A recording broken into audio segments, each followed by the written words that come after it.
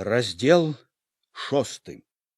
Пасля таго, як дакасілі, разам ужо выходзілі і жаць. Станавіліся ў рад, зажыналі ўсе адразу і ішлі так, згінаючыся, кладучы за сабой снапы, пакуль на паласе не жаўцела адно пожня. Разам састаўлялі бабкі, калі зжыналі адну паласу, гуртам гамонячы, ішлі ўсе на другую. Разам і звозілі снапы. Яшчэ кожны на сваім возе, сваім коніку, але ўжо не на свае гумны, а на прызначаныя.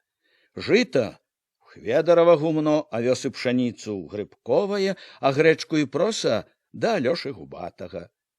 Гэта больш за ўсё ўражвала куранёўцаў. Усё ж стагі і бабкі, хоць і касілі і жалі разам, стаялі ў кожнага на сваім надзеле. Былі яшчэ нібы не сваімі, асобнымі. Тут пачыналася ўжо іншае. Лёгка было заўважыць, што падзея гэта, тых, хто рабіў на сваіх палосах, хвалюе, як і на лузе, па-рознаму. Адны бралі ўсё вельмі спакойна, як далёкае, чужое. Што нам да таго, куды вязуць, хай хоць у балоце патопяць. Другія глядзелі не толькі цікаўна, а і як бы непакоіліся. Трэба ж на такое асмеліцца. Не пабаяліся. Трэція толькі галовамі круцілі, судзілі нядобра між сабой, прарочылі, што ўсё гэта ні да чаго, дурныя выдумкі.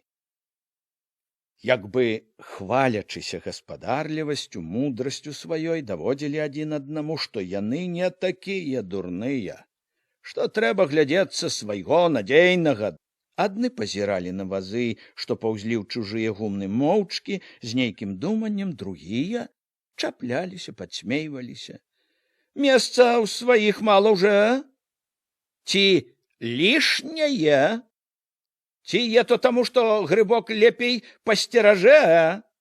Так весялей, мабуть, аддаць сваё, потом ждаць, калі Міканор падзеліць, выдзеліць жменю з твайго ж добра. А потым пайшло яшчэ, калі пажалі, звезлі ў гумны ўсё, сталі зводзіць разам кароў, коней, звозіць вазы, плугі.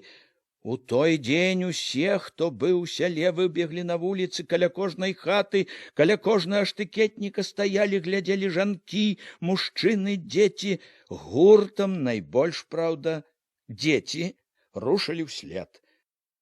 «Дзядзько Іван!» — гарлаў Ларывон зайчыку, што тупаў побач з возам, які цягнуў сівы стары конь. «Чаго ето твой рысак так неахвотно цягнецца? Як все адно у калас не хоча?» «Не хапаецца!» — падчапіў хадошчын бацька. На ўвесь голас пакпіў: «Несазнательны нібыто!» «Дай яму пад пузо паганаму!» — параіў Ларывон, давольны тым, што слухае столькі народу. «Кеб бег і другім прыклад паказваў!» Зайчык стаў, пацягнуў за лейцы, спыніў старога коня. Весела, паморгваючы, павёў позіркам на тых, што стаялі каля платоў, што ішлі ўслед.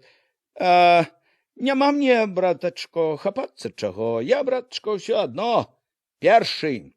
Ето ты будзеш бегці, чтоб не апазніцца. Аж хвост задзярэш, як Халімонаў бугай!» І тыя, што каля платоў, і тыя, што ішлі ўслед, зарагаталі. Зарагаталі таму, што гэта казаў зайчык, і таму, што згадалі дурнаватага бугая, і таму, што бугаём дражнілі Ларывона. Ларывон пачырванеў злосна, але, зірнуўшы на Яўхіма, што стаяў поблізу, стрымаўся. «Глядзі, чтоб ты не ляцеў, задраўшы хвост са свайго калхозу! Я, братачко, бегать я так не умею, ды хвоста не задираю. Не тая, братко, скотина!» Зайчык пад рогат пайшоў зноў, не слухаючы, што там спрабуе адказаць бугай. Чародка цікаўных, смеючыся, падалася ўслед. «Куды я то, кумочак?» — сустрэла сарока, якая толькі што горача, размахваючы рукамі, спрачалася пра нешта з гуртком жанчын. Голас быў ліслівы, прытоена хітры, як усё адно. Упрымы. Хацеў, кумак, табе, ды перадумаў. Старая уже ты для мяне, я і маладзейшую найсці магу. Так маладая не вельмі па табе ўпадае, абяшчае не на ўцеху, а так для смеху. На пража скварак, а дасць у карак. Перастала рагатаць. У калгас е то? У гурт, братачко. Падчапіў. Хадзем мы разам, кеп весялей было. І ідзі, кумочак, покуль адзін. Весела, але неяк сур'ёзна сказала сарока. Паспытай, які смак, а тады ўжо нам дай знак. Яна азірнулася на жанок. Як соладка будзе, уся каманда прыбудзе, а як горка на смак, паўзі назад, як рак. Старая ты, баязлівая, плюнуў зайчык, падаўся сваёй дарогаю. Заехаў на Міканораў двор, дзе з Міканорам стаяла некалькі калгаснікаў і цікаўных, здаў плуг, барану, распрог коня, здаў збрую. Міканор усё запісаў зялёны вучнёўскі сшытак, напісаў сяму цану. От, цяпер калгаснікі па ўсёй форме, сказаў, калі зайчык паставіў пад спісам нейкую крывулю. А то толькі не сакрэт, назва адна была. Цяпер калгаснікі на 100%, адгукнуўся Андрэй Руды, растлумачыў зайчыку, самае асноўное абагульненне імущаства. Самае асноўное, братачко, засмяяўся зайчык, е то асмеліцца. Я ето набраўся смеласці яшчэ на лузе, хоть головою темный, а ты вот хоть грамотей, и все знаешь, а вот глядишься сбоку, объясняешь усё, братко. Правильно у целю, дядько Иван, подхопил зайчика Міканор. Других учить, а сам у бок тулиться. Колени дрыжать, мабуть. У етом нічога дзіўнага. Разважна, спокойно промовил Руды. На перадовой, як у бой ісці, грамотныя заўсёды былі самыя нясмелыя. Все отчаянные герои на перадовой з простых людзей, няграмотныя, як правіло. І ў гэтым, як разобрацца, нічога дзіўнага. Грамотный человек, ён знае, так сказать, что до чего, думае багато, а это, следовательно, мяшае геройству, а не грамотны. Ён зразу рашае, ці грудь у крастах, ці голова ў кустах. Это неправильная теория, заперечыў Міканор. У нас цяпер самыя героі грамотныя. На тое савецкая ўлада і стараецца, чтоб грамотныя былі все. Да і тое неправільна, што ў калгасе голова можа быць у кустах. Руды хацеў нешта сказаць, апраўдваючыся, але на двор ехаў Алёша губаты з возам. Ну, пора і табе ў калектыў, сівы, зайчык заўважыў блізка аднаго са сваіх малых, пазваў. Антось, хадзі. Пасадзіў бялявага з тонкай гусінай шыяю малога, які шчасліва ўчапіўся ў чарнаватую грыву. Дзяржыся, братко. Падбег яшчэ адзін зайчыкаў малы, ухапіўся, тузануў. І мяне. Зайчык пасадзіў гэтага. Дзяржыся за Антося. Под руки обдыми, вот так. Держитеся один за одного, байструки батьковы. Апошні раз на аднаасобным едете. Ён крануў за аброць сівага. І ў гэты дзень тыя, што назіралі збоку, глядзелі па-рознаму. Адны чапляючы смешкамі, другія гамонячы, спрачаючыся між сабой, трэція моўчкі, хаваючы ў сабе сваё думанне. І тут былі такія, што глядзелі на ўсё абыякава, як на чужое, і такія, што хваляваліся, нібы гэта і ім неяк абыходзіла. Нібы з гэтым і ў іх нешта магло змяніцца. Але хоць гэта было падобна да таго, Як глядзелі раней, можна было заўважыць і тое, што неспакойных і неспакою цяпер было багата больш. Летня кожна ў куранях хвалявала незвычайная падзея цікаўнасцю, надзеяй, трывогаю, злосцю. Небагата было такіх, што, паглядзеўшы, як калгасаўцы зводзяць і звозяць дабро ў гурт, адразу вярталіся на свае двары да звычайных клопатаў. Летне ўсе хваляваліся тым незвычайным, што дзеялася на вачах. Яшчэ большыя, як на Міканоравым, таўкліся натоўпы на Хведаравым і Хоневым дварах. Асабліва гоману тлуму было на Хведаравым двары, дзе стаўлялі ў хлеў кароў і дзе неспакойна стракацелі амаль адны жаночыя хусткі ды спадніцы. Тут былі і цікаўнасць, і здзіўленне, і смех, і слёзы, не толькі тыя, што прывялі кароў, але і проста цікаўныя, ціснуліся ў варотах, лезлі ў хлеў, глядзелі, быццам немаведама якое дзіва. Каровы, што стаялі ў загарадках, касавурыліся неспакойна на суседак, на людзей, што невядома чаму лезлі да іх, вадзілі дзікавата галовамі, настаўлялі рогі, слалі на людское разнагалоссе тужлівае рыканне. Жанкі-калгасніцы, шамочучы свежай сухой саломай пад нагамі, рупіліся каля кароў, круціліся каля кульгавага Хведара, што як гаспадар дыбаў на мыліцах, пакрыкваў на жанок, дабіваючыся парадку. Каля Хведаравай Вольгі, прызначанай даяркаю. «Пастаў далей ад етай, ад Зайчыкавай, Хведарко!» — прасіла ціхая, нібы сарамлівая Алёшава сястра. «Кручаная ета Зайчыкава, праткне рогам, пабачыш? Перастаў, Хведарко!» «Не праткне!» — мірна, але непахісна заяўляў Хведар. «Чого і пратыкаць? В адным калгасе лічы! Пайшла б ты, Арына, лепей было б, ей-бо! Чтоб карміла добро і чтоб ласкаво з ёю!» — раіла Зайчыха, за падол якой трымалася смаркатае малое. «Як накорміш, ды як зласкаво падступіш, дак дасць нешта. Не глядзі, што такая, трэба ласкаво, як доіш». «Ласкаво буду», — клялася Вольга, прытоена радасная, паважная ад нязвыклай яшчэ пасады. Была яна сёння асабліва акуратная, у зграбным пашытым Хведарам каптанчыку, у ботах, у прыгожа завязанай хустцы, з якой выглядваў бялявы акуратны тварык з гладка зачасанымі валасамі. «А чаго это, цётко, слёзы ў цябе?» — пыталася нібыто Ігнаціха да Меціху, што журботна гнулася, ўздыхала. «Як ўсё адно сына ў салдаты адпраўляеш? Шкада, а не шкада, Авдотечко.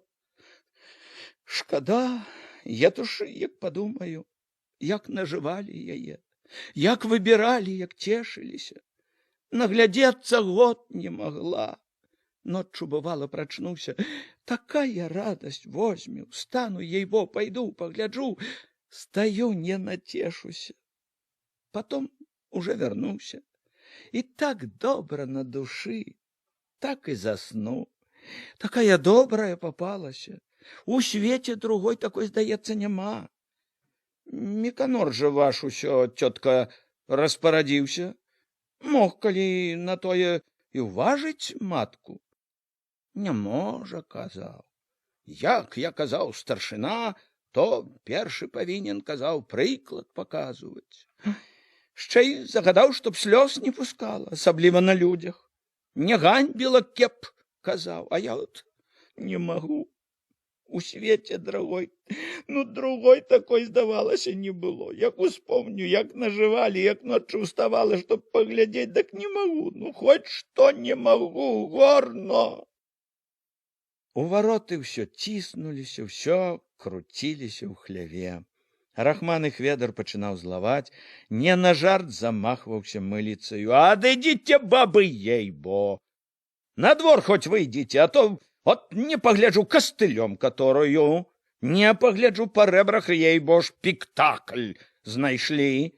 Кароў толькі пужаеце, пужалы чортавы.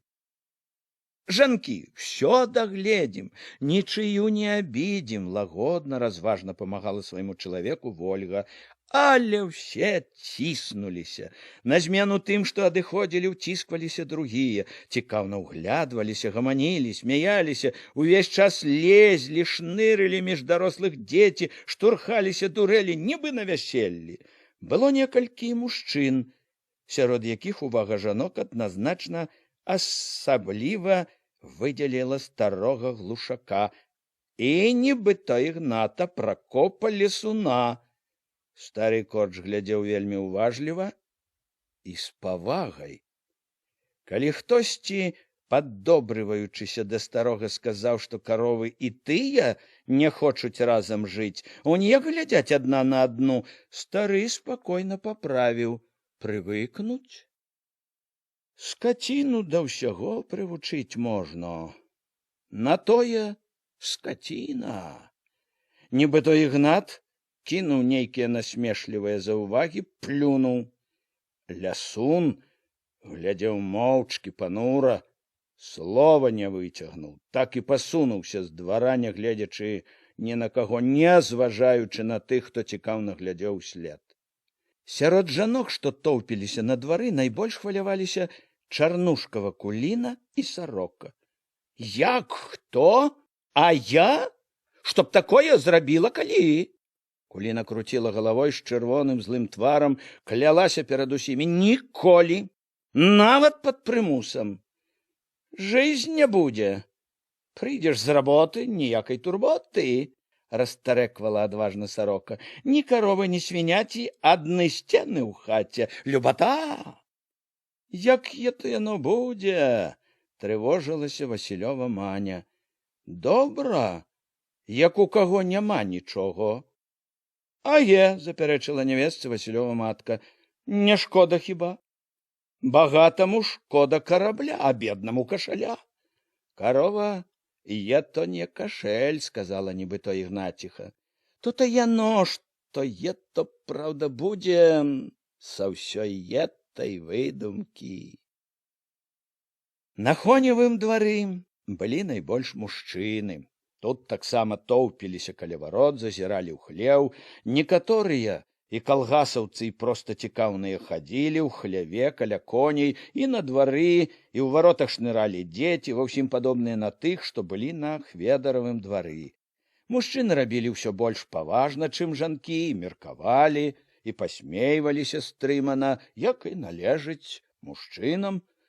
Багата хто былі нязвыкла задуменныя. Ледь не ўсе курылі. «Хлеў спаліце, чэрці!» — крычаў Хоня, што распараджаўся ўсім. «Выйдзіце адсюль, не сход вам! Коней толькі трывожыце аднаасобніцкія душы!» «Правильно, Хартон! Гані!» — падтрымаў Хоню Міканор, што ўвайшоў вясёлай дужай хадою. «Як ісці разам, дак не хочуць, а як глядзець, дак сяло цэлае!» «Дак каб жа ўткнуць голову куды!» — адгукнуўся Міця ляснік. «Глянуць наўперад трэба. Глядзіце, не сакрэт, вельмі доўго. Дак это ж не абы што!» Міканор, як і належыць старшыні, пачаў аглядаць канюшню, праверыў, як пастаўлены коні, якое сена палажылі. Па тым, як трымаўся ён, што рабіў, як рабіў. Усе маглі, усе, у каго вочы, павінны былі бачыць, што ў калгасе цвёрды, надзейны гаспадар. Чтоб корм Хартон даваў па рэжыму, у паложаны час і па рацыёну, распарадзіўся Міканор. Каб ніякіх парушэнняў. Па ўсіх законах навукі, як дагаворано. Хоня тым тонам, якімі трэба адказваць на распараджэнне, запэўніў, што ўсё будзе рабіць як належыць. У гэты момант, нітрохі не лічачыся з тым, што побач такі важны чалавек і ідзе такая сур'ёзная гаворка, Хонева кабыла грызнула Міканоровага коня, і той віскліва заржаў і брыкнуўся. Кабыла зноў драпежна выцягнула морду, конь крутнуўся, кінуў капытамі.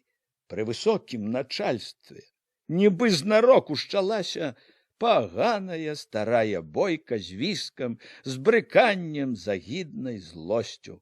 Хоня рынуўся да коня, перазаў пугаю мышастую сваю, супакоіў коня. Коні і тыя кусаюцца, як узрадаваўся хтосьці з тых, што ціснуліся ў варотах. І дзяліць няма чаго, сена ўсім адзінакава, брыкаюцца. Характер шчэ не сакрэт, аднаасобніцкі, хацеў адбыцца жартам Міканор. Несазнательныя, падчапіў хтосьці, не гатовы яшчэ. Е то яно, браточкі, любячы, ускочыў у гаворку зайчык, чтоб гуляў з ёю, а не драмаў. Нічога сабе любоў, аж заенчыў. Праверыўшы, што трэба, аддаўшы распараджэнні, Міканор паведаміў Хоню, што пойдзе зараз паглядзець кароўнік. Заклапочана дзелавіта падаўся з хлява з двара. Людзі пачціва расступаліся перад ім. Некалькі чалавек з гуртам дзетвары рушылі ўслед. У цэнтры натоўпу, што застаўся, Руды узрадавана ўзяўся тлумачыць. У каждой культурной конюшне обязательно повинны будь, так сказать, ячейки на каждого коня. Знал ты, браточка, за агитацию свою, учапился нейкий сурьезный зайчик. Я не агитирую, я совсем, так сказать, наоборот, критикую. Что вы робите неправильно. Замест того, чтоб, як вучить партия строить конюшни, вы все разобрали по хлявах. Это ж скрывление, а не колгас.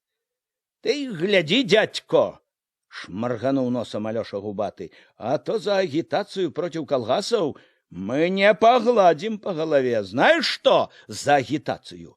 Знаю. Так я ж не траціў гонару Руды, критикую не против колгасов у целым. Я против, так сказать, неправильных колгасов, следовательно, за правильные. Як вучить партия, там разберутся, дядько. У тоне Алешевой гаворки чулася погроза. За что ты агитируешь? Ты не вучи меня, зазлаваў Руды. Рано вучить узяўся.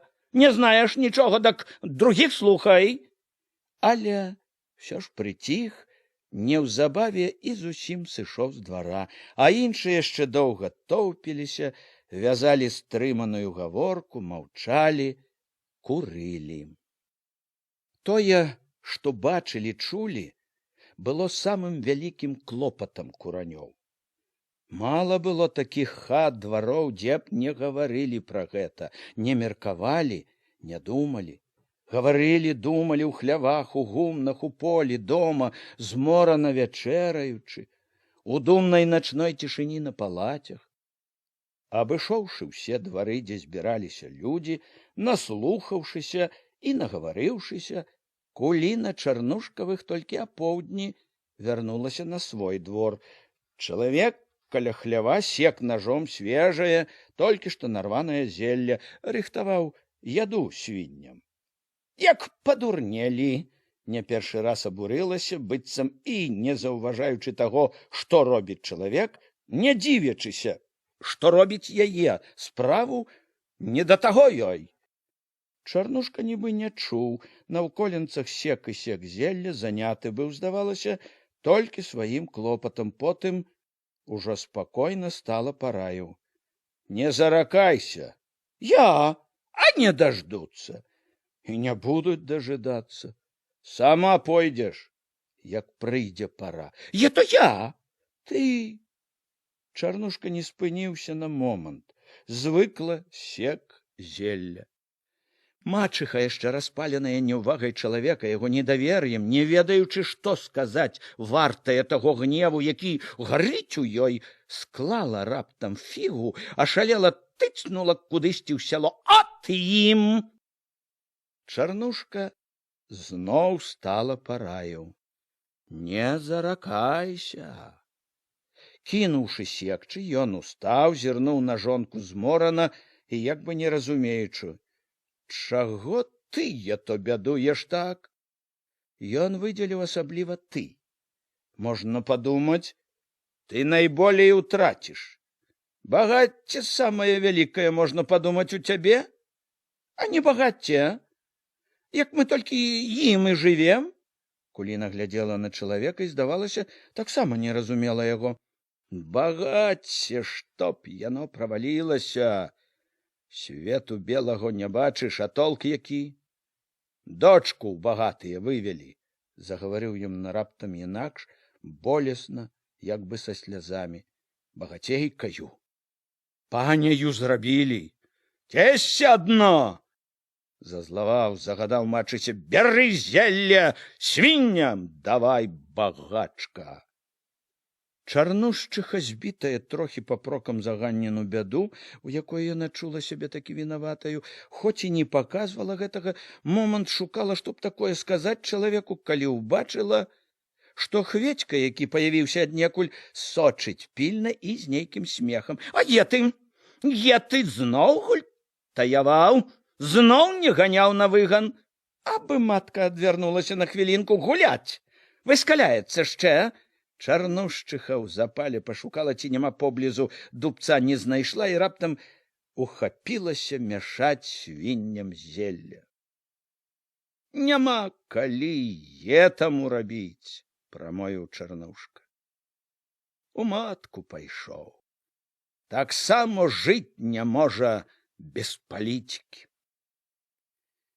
Пад вечар зайшла Ганна, і спрэчка, што, здавалася, забылася ўжо, зноў згарэлася, толькі што цяпер і бацька, і мачыха, як нейкаму праўдзіваму суддзі, даводзілі Ганне кожны сваю праўду.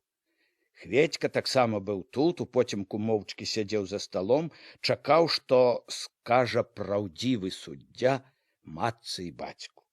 Сабраліся вячэраць, а не вячэралі, нібы забыліся, чаго сышліся. Не багацце, кажам, скардзілася мачыха. Як все адно, я не знаю, якое багацце. Гора, а не багацце. Але й тое забуваць не трэба, якое не е, а жывем з яго. Жывем, не памерлі. Толькі што неахвотна, не любіў спрэчак, азваўся Чарнушка. Жывем, дзякуваць Богу, і ядзім нешта, і адзеты, і хлеб твой, і хата твая, і карова, і авечкі твае. Як там не жывеш, а жывеш спакойна? Знаеш, калі што якое, дык выручыць екаму. О, то-то і яно. Зноў коратка і неахвотна запярэчыў Чарнушка. Ганне не хацелася спрэчкі, прыйшла пасядзець сярод сваіх, адпачыць ад працы, ад нямілай карчоўскай прагнасці. Жыць, канешне, трэба з нечаго, разважна для прыліку адказвала яна мачыся. А толькі, мамо, шчасце не в адном багацці. Хто ж кажа, Ганно? Я толькі што пра гаспадарку думаць трэба. Як жыць будзеш, думаць трэба. Як е ў чалавека шчасце, мамо. Дак і гаспадарка значыць нешта. А як няма, які толк са ўсяго? Яно, канешне, і без шчасця не соладко. Але як есці не будзе чаго, як зубы на паліцу палажыць прыйдзецца, дак от будзе шчасця. Бы адно голадам марыць там будуць, азваўся Чарнушка. Пераначуваць всё страшно, разважна прамовіла Ганна. Да і тое, праўда, неведама, як там будзе. А толькі горай, як е, наўрад ці будзе. Горай, здаецца, не бывае. У той жа час у Васілёвай хаце все таксама сядзелі за сталом, у потемку сёрбалі боршч, вячэралі моўчкі, толькі Васілёва малое захліпала ў калысцы, Маня недовольна прамовіла зноў. Як усе адно знарок толькі прысядзеш, каб узяць, што ў рот, што табе, сказала злосна клянучы, але Васіль перабіў клятьбу, загадаў ісці пакарміць малое. Кончыў Володька сёрбаць, палез на палаце, перахрысціўся на абразы, дзед Дзяніс зачэкаў красалам, хацеў закурыць люльку, калі матка, што сядзела ля Васіля ўскрай стала, затурбавалася ў голас. Як то яно цяпер будзе? Звярнула тым часам з'езджанай дарогі, азваўся дзед. Па балоту просто, па купінах. Васіль маўчаў. Як? Сказаў нядобра з папрокам. Знаць вам трэба ўсё, канешне. Забіваць галаву. Так як жа не забіваць яе? Нібы прасіла і раіла матка. Тут жа сам бачыш. Бачу, зазлаваў Васіль. Сваёй сухоты мало. Дак ці што я абыдзецца так, Васілько? Нібы пыталася і тлумачыла матка. Думаеш, усё то? Тым часам то пачынаецца толькі, падтрымаў яе дзед Дзяніс. Маня ад калыскі раптам варвалася запалена. Няхай лезуць, каму надаела жыць, а нам і так непагано. То пачынаецца толькі, падумаў зноў голас дзед. То так не кончыцца. То-то ж і думкі всякія, Васілько. Васіль устаў з-за стола, матка адразу адсунулася, прапусціла, стала збіраць лыжкі, павольна, нібы чакала, як пойдзе далей гаворка. Як яно кончыцца, ніхто не знае, сказаў Васіль спакойна, разважна стала, як і належала гаспадару, галоўнаму чалавеку ў хаце. Нам і без етага сухоты па горло. Як бы папракаць стаў, трэба отмалаціць жыто, ячмень да авёс, дараць. Хату дарабляць трэба, чтоб перабрацца скарэй, чтоб дзерава не пагніло да ўлазін. Памаўчаў трохі. Для цагельні азімае пасеяць, думаю. Азімае павінна ўрадзіць, сказаў дзед. Як пагода не падгуляе, павінно. Хату трэба, чтоб памог дакончыць бацько, сказаў Васіль уже да Мані, чтоб і Пятра ўзяў на падмогу. Паможа, я скажу, паабяцала Маня. Тым і скончылася гаворка ў дзятлікавых хаце. Сталі разыходзіцца па палацях, раздзявацца. Адзін дзед, які і летам спаў на печы, доўга яшчэ круціўся бяссонна, не мог уцішыць назольны кашаль. Доўга не спалася Хадосьцы. Яна, як звычайна, ляжала на палацях з малымі. Маленькі Антосік, скурчыўшыся, соваў ёй каленямі ў бок, уцінаў галоўку ёй пад паху. Хадоська ласкава падымала яго на руку, але праз момант ён зноў саскоўзваў з рукі, уцінаўся галоўкай пад паху. Усе малыя спалі. Толькі зрэдку з ціхім мерным дыханнем злучалася глухое мармытанне. Дзеці штосьці снілі, але сны сніліся ім добрыя, не будзілі нікога. Недарма найбольш чулася Хадосьцы ціхае, салодкае плямканне. Бацькі ж не спалі. Хоць спачатку не гаварылі, Хадоська здагадвалася, што не спяць, думаюць пра штосьці. Гаспадары, прахрыпеў нядобра з пагардай бацька. Сышліся, галота. Ты, багацей, ціха папракнула матка. Не раўняй ім, нібыто. Ціхо ты, шапнула беражліва матка, зноў папракнула. Нос задзіраеш. Глядзі, каб не апусцілі. Хто это апусціць? Няма каму. От упаяюць цвёрдае. Не упаяюць, упэўнена сказаў бацька. Серадняк, нібыто. Сягоння серадняк, а заўтра захочуць. Прылепяць цвёрдае. Не прылепяць, няма за што. Е за што. Язык распускаеш вельмі, смелы вельмі. Смелы. Што думаю, то і рэжу. Я і кажу. Ды не грымі, разбудзіш.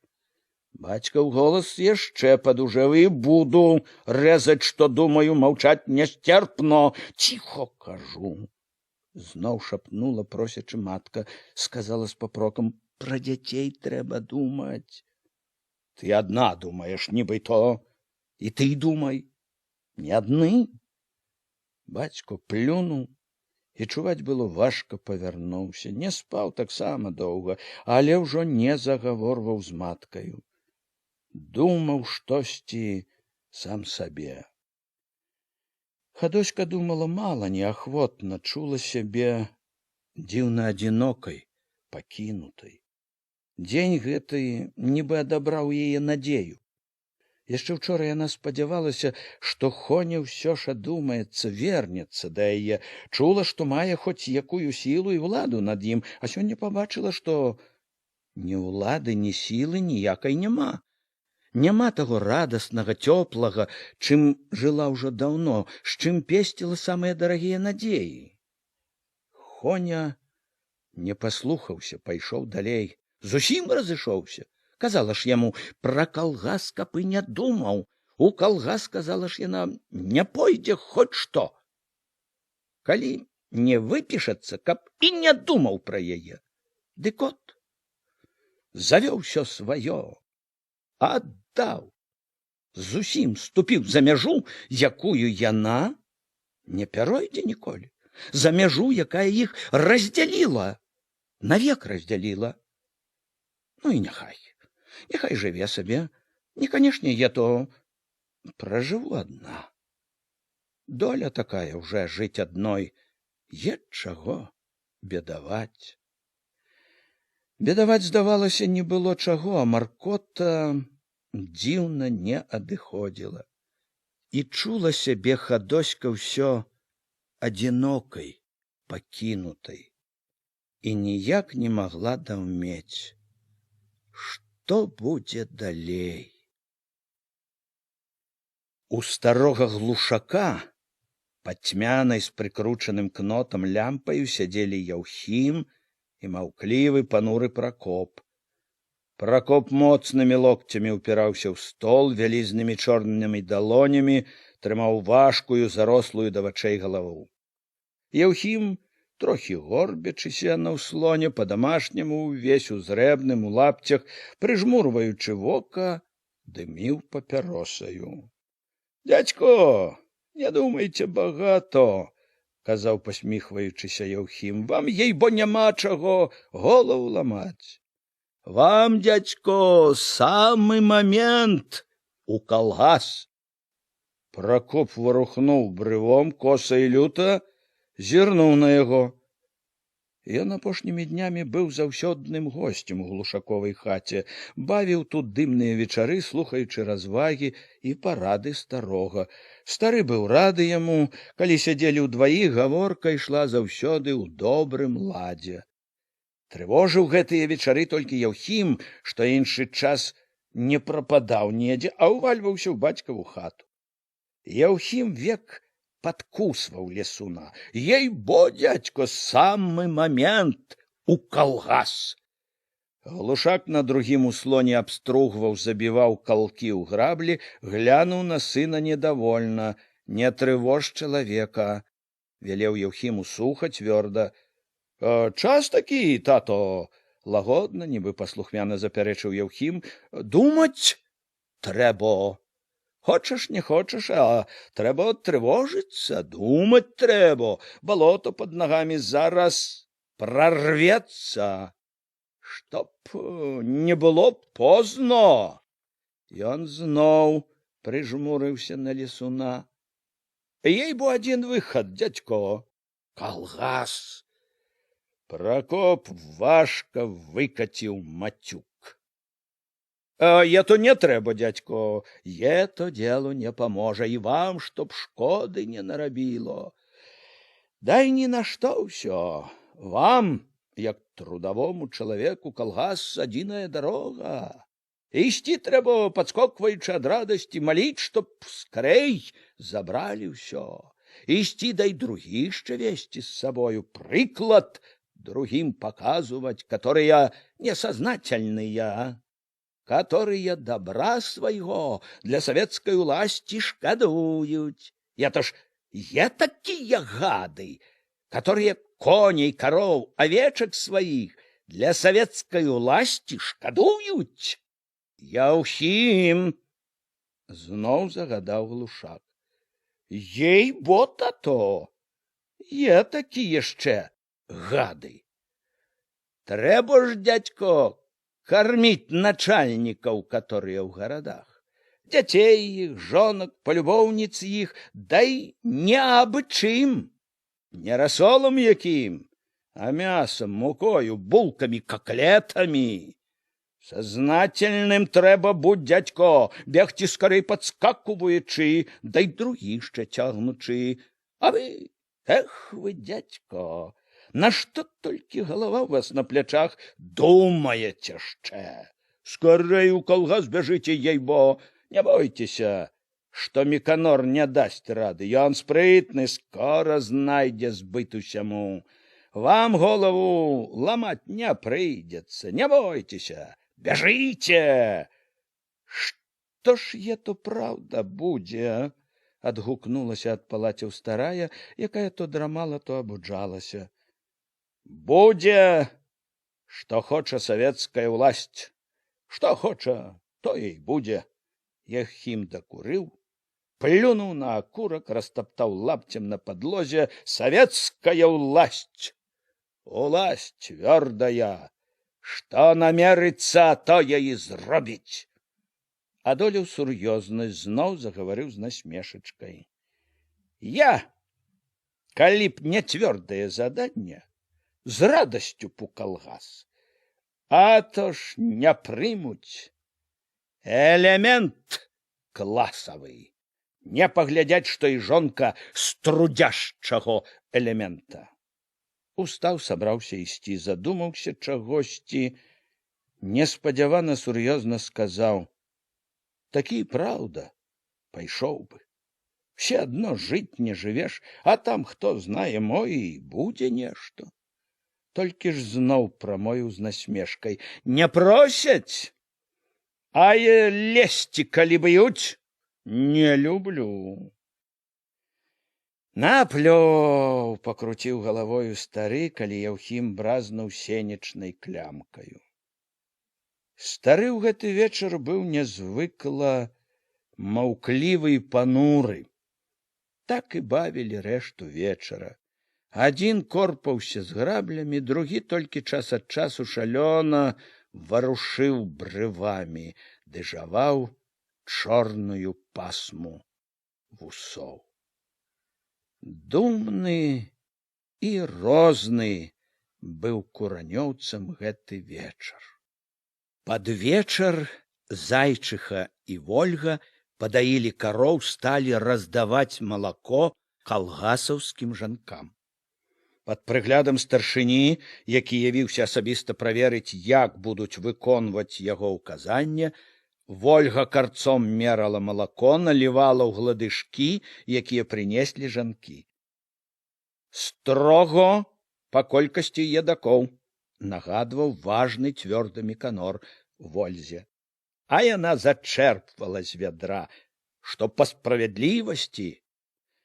Ён казаў не так для Вольгі, якая ўсё ўжо ведала, якая, канешне, будзе рабіць так, як трэба.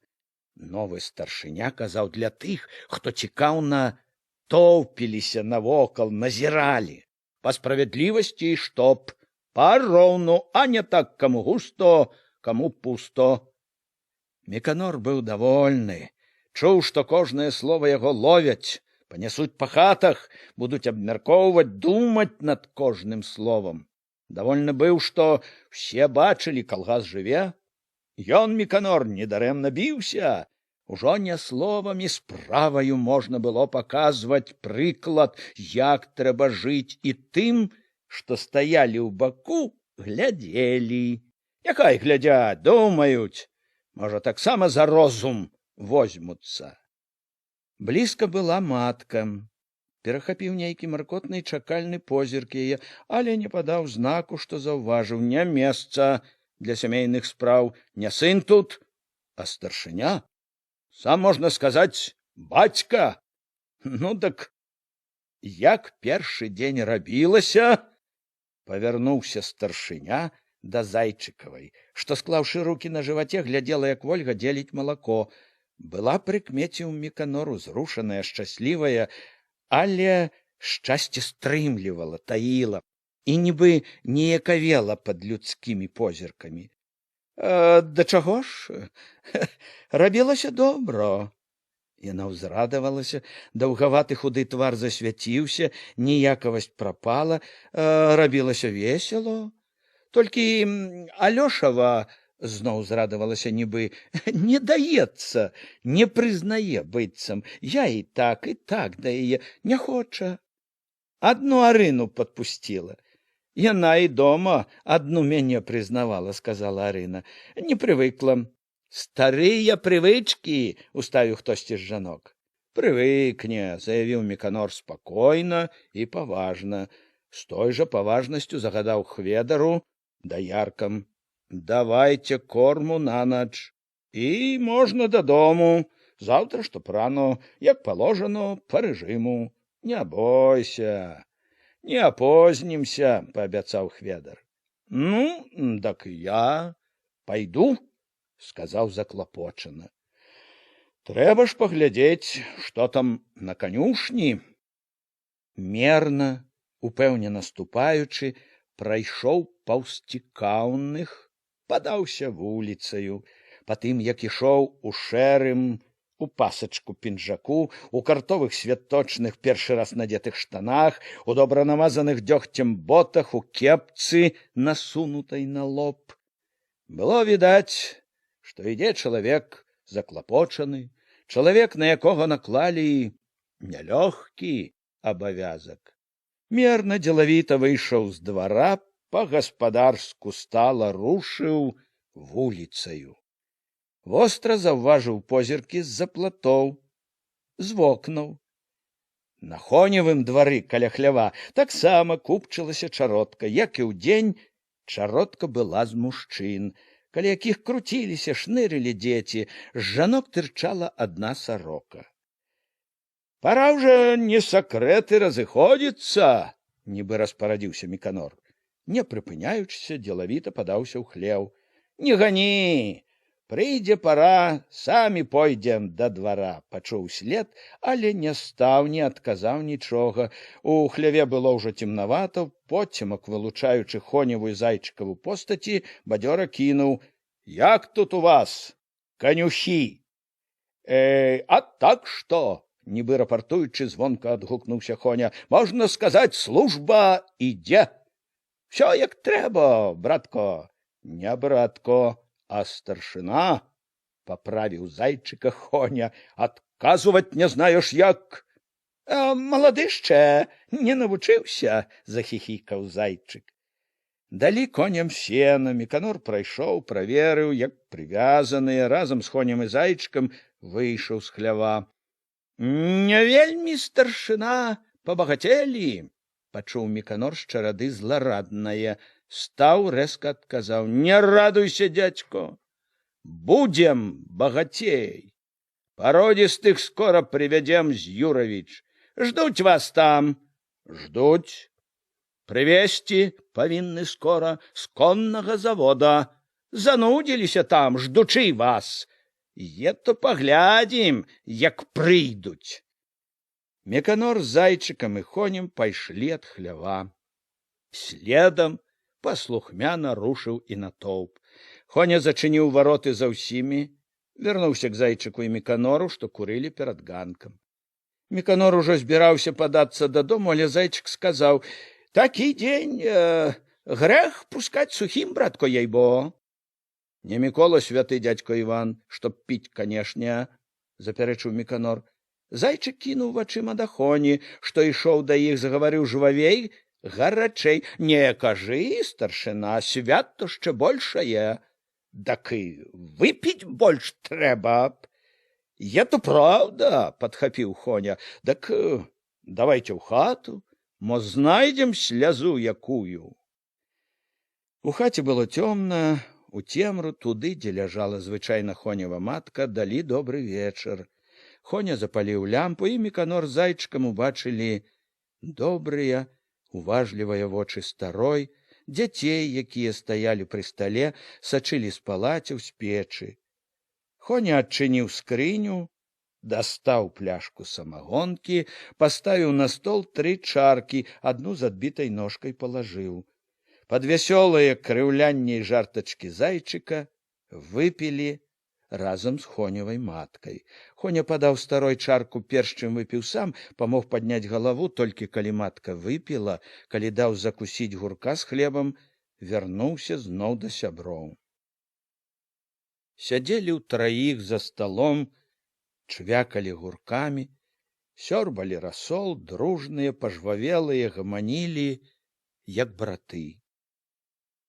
Перагародкі рабіць не інакш трэба, меркаваў дзіўна гаспадарліва зайчык, чтоб не пакалечылі адзін аднаго. Канюшню трэба, як паложано. Міканор чуў, як ад выпітай гарэлкі мацнее ў ім задзірыстая ахвота спрачацца, выстаўляць сваё. На 30 коней, з кармушкамі, са станкамі, як у Вадавічах. Непагано б, засмяяўся Хоня, толькі што малаціць трэба ды араць. Аранне адложым покуль.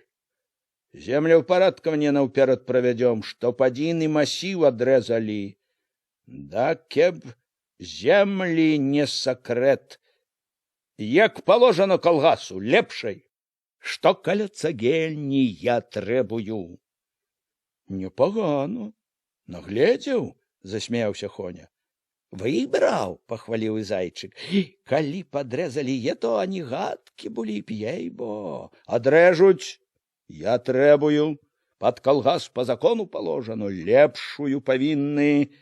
Лепяцца там уже на лепшай, гвалт падымецца на ўсё сяло, разважліва сказаў Хоня. Як муравейнік забегаюць, калі кіем разварушыш. Зайчык пакруціў галавою. У самы муравейнік уткнем, кій, браткі. Дятлік вытаргаваў там палоску ад лесуна. Згадаў, быццам спачуваючы Хоня.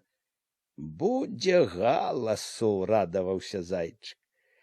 Е такія, што і так зубы точаць, панура сказаў Міканор. Кеб далі рады, з'елі б, кеб зубы такія мелі. Это правда, Міканорка? Весело падтрымаў зайчык. Багацеі смеюцца, галадранцы сышліся, няхай смеюцца.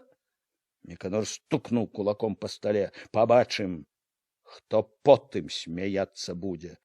Хто смяяцца, а хто плакаць. Калі выпілі яшчэ па чарцы, Хоня пакруціў галавою, з дружбацкай шчырай усмешкай прызнаўся. Адвярнулася ад мяне прысуха мая. Сягонняшняга дня любоў мая дала трэшчыну. Не так ужо весела дадаў. Наперакор ёй зрабіў. Правільна зрабіў, заявіў голасна, ні трохі не вагаючыся Міканор. Даўно трэба было ламаць етто з ёю. Кулацкае не сакрэт, нутро ў яе ў хадоські. Точно такое, як і ў бацькі яе. Пра бацьку не скажу нічога. На яе ты дарэмно.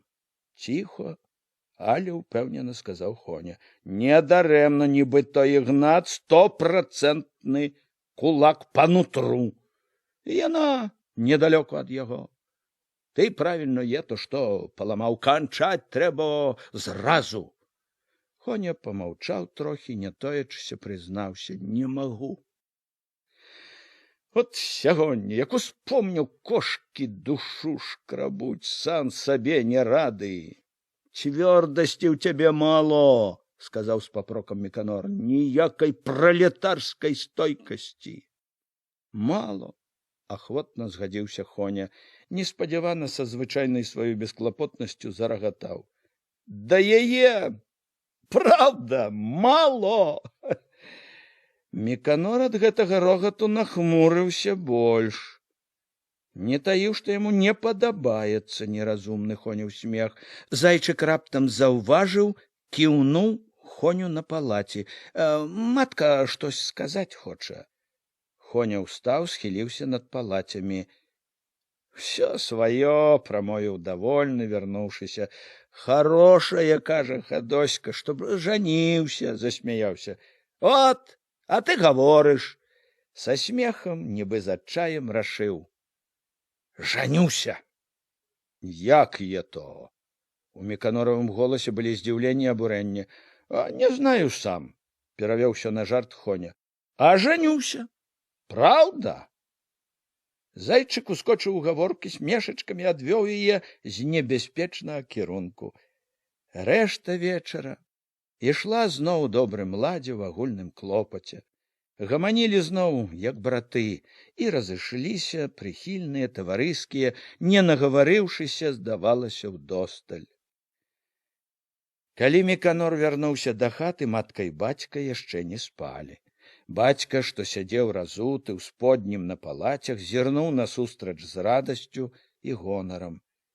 Дзе е то заседзіўся старшына? У тым, што ён назваў не Міканор, а старшына, у тым, як сказаў гэта, чуўся таксама гонар сынам. Матка адразу дастала з печы чыгун, насыпала ў місу картоплі, паставіла скавародку з салам. Звычайну вечеру падавалі гуркі ці капусту, і Міканор гэта адзначыў таксама, як знак павагі да сённяшняй яго працы. Можа быць, што зрабіць гэта параіў матцы бацька. Тато, пойдзеце заўтра на канюшню, сказаў бацьку. Кармушкі рабіць і перагародкі. Бацька кіўнуў. Добра, паслухмяна і з радасцю. Міканор еў ахвотна, са смакам, і прычынаю гэтаму былі не толькі гарэлка ды бедная Хонева закуска, а і вясёласць, што зноў поўніла ўсяго.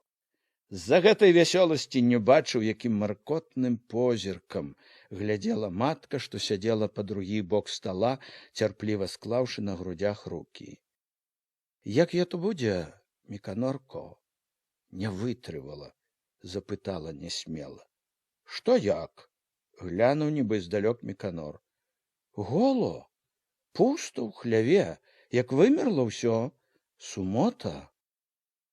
Міканор выцер скавародку кавалачкам хлеба, даеў спакойна, дасведчана параіў. Забуваць трэба, мамо, на старое. Устаўшы з-за стала, дадаў, а калі ўжо ў хлеў, канешне, глядзець, то ідзіце глядзець у калгасны, там не пусто. У цемры, на палацях, яму зноў згадаліся насмешлівыя. Пабагацелі. Спрэчка з Хонем пра Хадоську, але яны хутка адступілі перад шырокай, клопатнай радасцю, ад якой усярэдзіне было цёпла і хораша. Нават пра бяду сваю, што прыхаваная ад людскіх вачэй ныла, шчымела неадольна ў сэрцы, пра недасяжную прысуху сваю, глінішчанскую настаўніцу, думаў без заўсёднага шкадавання аб няскладнасці жыцця. Думкі, якія весяліла неўтаймоўнае адчуванне вялікай перамены, жвава беглі наперад. Веялку скорей привезти, которую обещали, а чтоб молотарню добиться, да и трактор поспробовать бы добиться, хоть на день, кеп показал, что такое колгас. Дадуть, не дадуть, а поспробовать трэба. А галоўнае не сакрэт, чтоб упарадкаваць землю скорей, чтоб каморніка прислали, не зацягваючы доўго, чтоб зараннем не опозніцца. Упарадкаванне зямлі галоўнае, самую добрую землю, тую, што каля цагельні, канешне, ніякую другую. Будзе зямля добрая, будзе ўсё. Няхай пасмяюцца тады ўсялякія карчы ды ігнацікі. Паглядзім, як смяяцца будуць.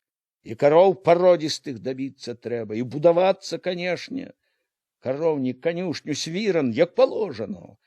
Але наўперад, канешне, зямлёй упарадкавацца і, канешне, тую, што каля цагельні, зямля галоўнае. І наступнымі днямі нямала сыходзілася цікаўных на Хведаравым і Хоневым дварах, але больш пільна збіраліся тыя, чые стаялі ў хлявах каровы ды коні. Асаблівай настойлівасцю было прыкметна вылучаліся жанкі. Жанкі, праўда, быццам памагалі карміць, даіць, але старанне гэтае больш давала адзін вынік. Кожная, як магла, заміналі Хведару даяркам. Хведар нярэдка лаяў жанок, адганяў, але непаслухмяныя яны лезлі і лезлі ў хлеў. Патроху прывыклі к іншым рукам каровы і не касавурыліся, і малака больш давалі, не таілі, а жанкі ўсё не хацелі адвыкаць ад сваіх рагуль. Управіўшыся з каровамі ды коньмі, даяркі і конюхі ішлі ў гумны. Зайчык і Хоня браліся за цапы з прымаўкамі, са смешкамі, выпярэджваючы адзін аднаго, білі па снапах. Цапы ў калгасных гумнах, як і ў іншых, цупалі з рання да позняга вечара. Малацілі Міканораў бацька, Лёша, Хведарава Вольга, сам Міканор. Намалочанае збожжа звозілі ў Хведараў свіран. Кульгавы Хведар зважваў усё, запісваў кніжку, стукаючы па падлозе драўлянай нагой, памагаў сыпаць у засекі.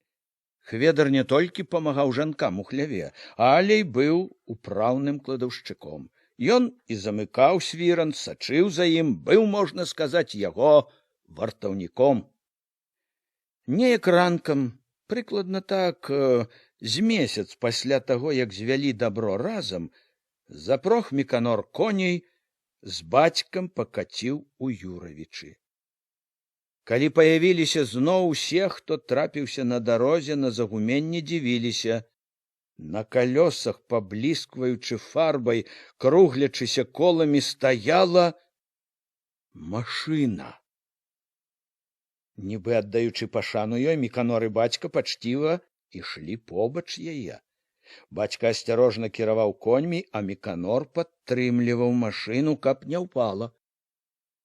Калі знялі веялку, паставілі на прыгуменні, Міканор сам паказаў зайчысе і Алёшавай сястры, як трэба абыходзіцца з ёю, паказваў з радасцю і годнасцю. Ледь не паўкуранёў глядзела на яго і на яго радасць веялку. З таго дня каля веялкі ледь не ўвесь час быў хто-небудзь з цікаўных, хоць бы з дзяцей.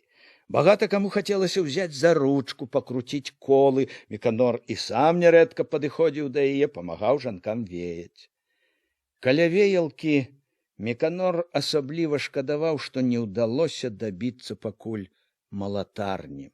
А як добра было б, каб хоць ненадоўга прыслалі трактар. Але ў Міканоравым шкадаванні была і надзея, і веялка яе нібы падмацоўвала. Ёсць веялка, раней ці пазней будзе і малатарня, і не сакрэт, і трактар. Всякая тэхніка будзе. Веялка — это пачатак, усе разумець павінны. Нязвыклае паволі станавілася звыклым. Дзень за днём, кожны ранак, выпаліўшы ў печы, паснедаўшы, калгасаўцы сыходзіліся каля Міканоравай хаты, гаманілі, курылі. Тут уведвалі ўсе, дзе каму што рабіць, куды каму ісці. У цэнтры гурту звычайна быў Міканор. Ён прыходзіў амаль заўсёды з гатовымі планамі. Перад тым, бачылася, вымеркаваў, што трэба, разважыў сам з сабою. Было часам і так, што яму пярэчылі, раілі, асабліва Хоня, Хведар кульгавы, Хведарава Вольга, і ён хоць і спрачаўся, нярэдка прыслухоўваўся, мяняў свае рашэнні. Праўда, рабіў ён гэта неахвотна і з няёмкасцю, нібы гэта прыніжала яго, выяўляла яго нявартасць. Тут вельмі памагаў Хоня, які цудоўна ўмеў прыйсці ў час на падмогу, ператварыць непрыемнае ў вясёлае, жартаўлівае, часам і на бязрыбным балоце спаймаць нешта можна. Дык, маўляў, глядзець усюды не шкодзіць, да ўсіх прыслухоўвацца. Як бы там ні было, Міканор усяму быў кіраўнік, галава быў, як потым зразумелі і брыгадзір, і бухгалтар, і старшыня. Што помніў, а што запісваў шытак, і колькі чаго намалочана, і хто намалаціў, і хто дзе рабіў. Сам асабіста ставіў кожнаму за дзень палачку, па якіх, казаў, будзе відаць, колькі хто рабіў. З прычыны асаблівага значэння Міканора цемнаватая і цесная Міканорава хата ўсё больш станавілася як бы цэнтрам тых, хто пайшоў у калгас. Сюды збіраліся на сходы, на нарады, нярэдка збіраліся і проста так. Пайсці ў Міканораву хату рабілася ўжо як бы прывычкай. Вечарамі ў Міканоравай хаце цяпер век свяціліся вокны, век гаманілі, меркавалі пра нешта калгасаўцы. Іншы раз было так без Міканора, калі Міканору даводзілася прападаць вечарамі ў Алешніках ці Юравічах. Раз ці два гэтымі вечарамі няпрошаны заходзіў Міканораву хату глушакоў Сцяпан. Сядзеў ён звычайна моўчкі, амаль увесь час глядзеў толькі ды слухаў. Міканору не даспадобы былі гэтыя яго наведванні, але старшыня неяк прамаўчаў. У хату прыходзіла нямала іншых пабочных, ды і сакрэтаў якіх-небудзь у тыя вечары не было. Так што праганяць хлопца не было і прычыны. Але праз некалькі дзён хлопец паявіўся на двары ўранку, стукнуў дзвярыма, улез у хату. Міканор яшчэ не ўправіўся вочы працерці, пасля сну санліва сапучы нацягваў сухія пыляныя боты, зіркнуў з-пад лба недавольна. Чаго прыйшоў? Не адказаў на прывітанне. Хлопец нібы няёмка прыдурваецца, стаў каля дзвярэй, пачаў мяць у руках шапку. У калгас. Прасіць хочу. У калгас? Міканор паглядзеў на яго, нібы хацеў зразумець, што ён удумаў. Пацікаюся непрыемна, чаго я то? Як усе? Жыць? Міканор устаў, націснуў на бот, зноў глядзеў пранікліва. Хто я то навучыў цябе? Бацько? Ці Еўхім? Сцяпан збянтэжыўся больш, пачырванеў. Сам я. Сам. Міканораў позірк паказваў. Думаў, знайшоў дурня. Сказаў спакойна, насмешліва. Ідзі скажы свайму бацьку ці брату. Скажы, мы не такія дурныя, як ён думае. Чаго? Не зразумеў Сцяпан. На твары яго паявілася нешта разгубленае і дурнаватае. Скажы, няхай сам прыйдзе, жорстка сказаў Міканор. Чаго? Ён і мяне не пусціць. Міканор сабраўся ісці мыцца.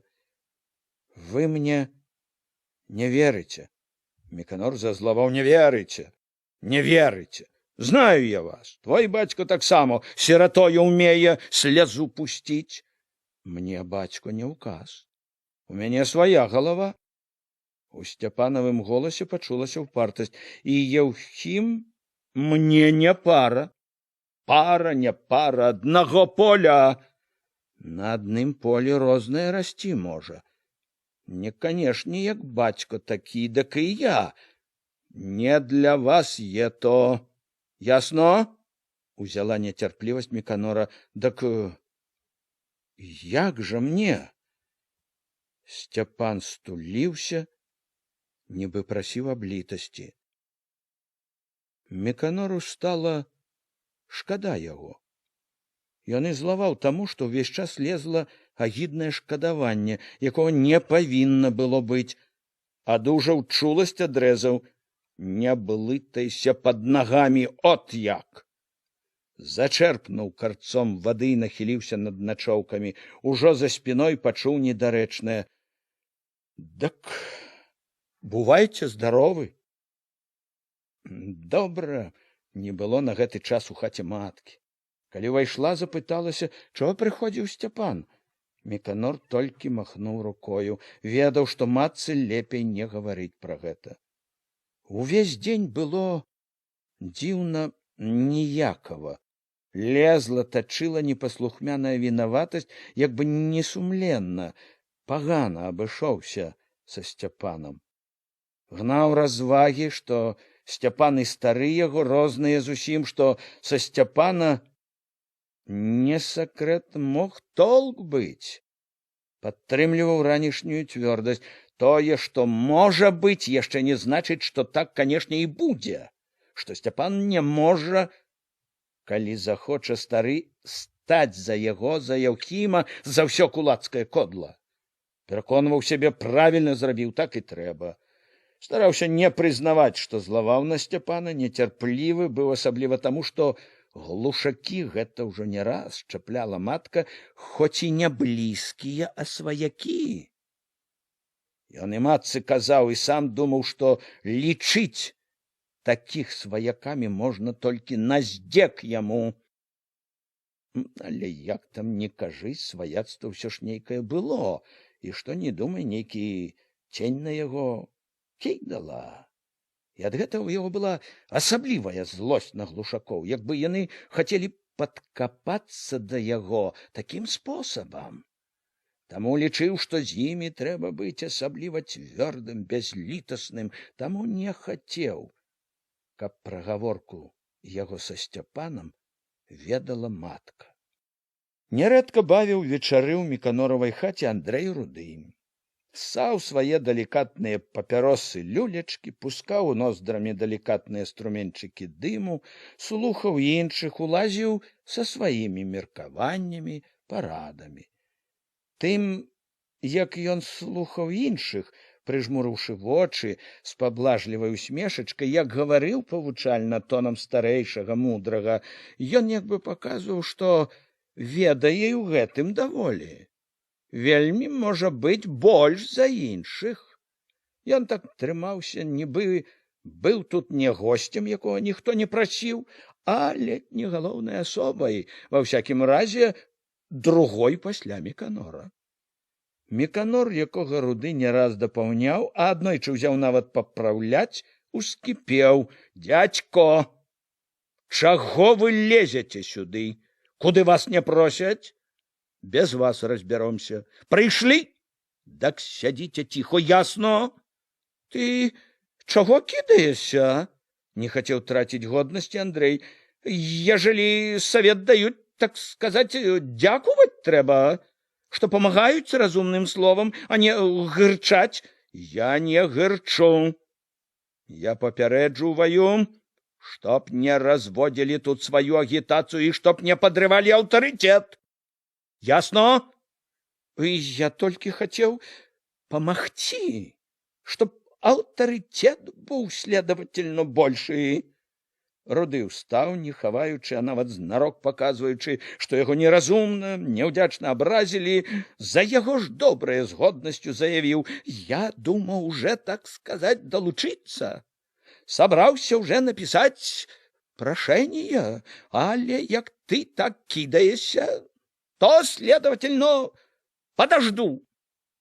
Ён паважна пайшоў да дзвярэй, стукнуў дзвярыма. На другі дзень ён падсцярог Міканора каля хведаравага свірна, паздароваўся з той велікадушнасцю, якая паказвала, што, як не вінаваты Міканор перад ім, ён гатоў забыць крыўду.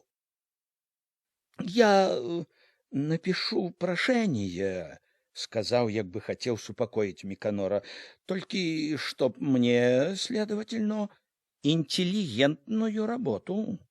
Чтоб бухгалтером, например, ці кладаўшчыком». «Заразу вы, дядька, выгоду шукаете», — попракнуў Міканор. «Это выгода, найперш, так сказать, для калгаса», — поправіў Міканора Руды. «Потом уже для мяне», — дадаў вучачы. трэба цаніць грамату і скарыстоўваць граматнаго як кадравага спецыяліста. Міканор мірна сказаў, каб падаваў заяву, паабяцаў падумаць аб просьбе. Усе ў куранях заўважылі.